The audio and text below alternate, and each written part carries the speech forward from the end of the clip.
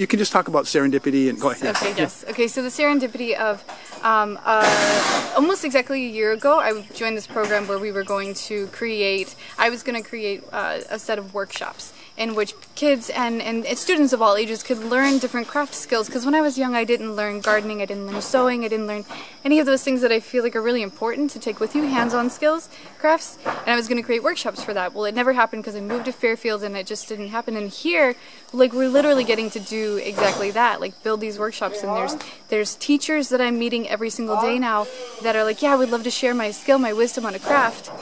And then I also have students, everyone I tell them in the community about it, they're like, yes, I would love, there's no space here for that. And so that's all coming together.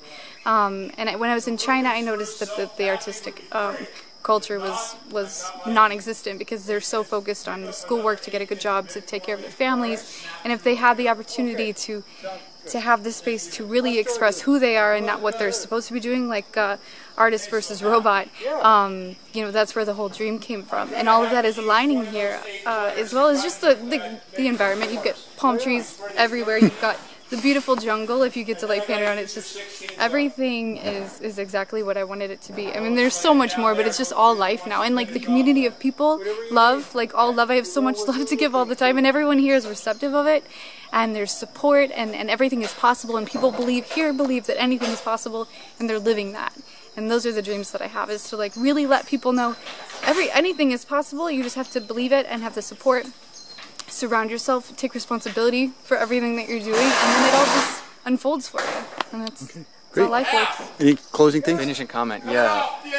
One of the lectures that we listened to very recently in the car inspired me. Talked about stories, how the stories that we tell ourselves, or this is, you know, social, you know, that's put onto us, shapes how we behave. And it inspired me. And I looked at kind of all of my skills, and I feel like I'm a writer. I love cooking.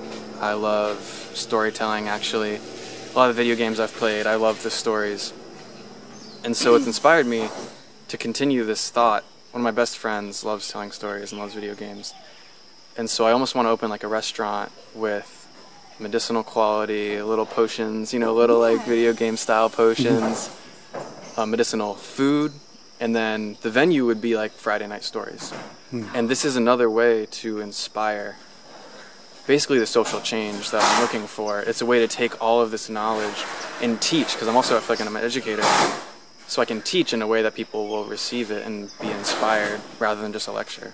Have you started to see kind of the outlines of a new story for how to be and do on the earth since you've been here? What are the Taking permaculture in Fairfield kind of opened a lot, and then here it's just a whole new level.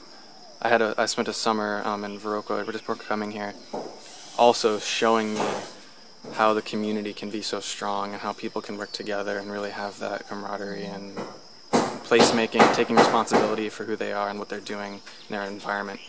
And this is just a whole new another iteration, another level. And now it's steeped in this, you know, 5,000 or however old culture that's just extremely powerful. Yeah.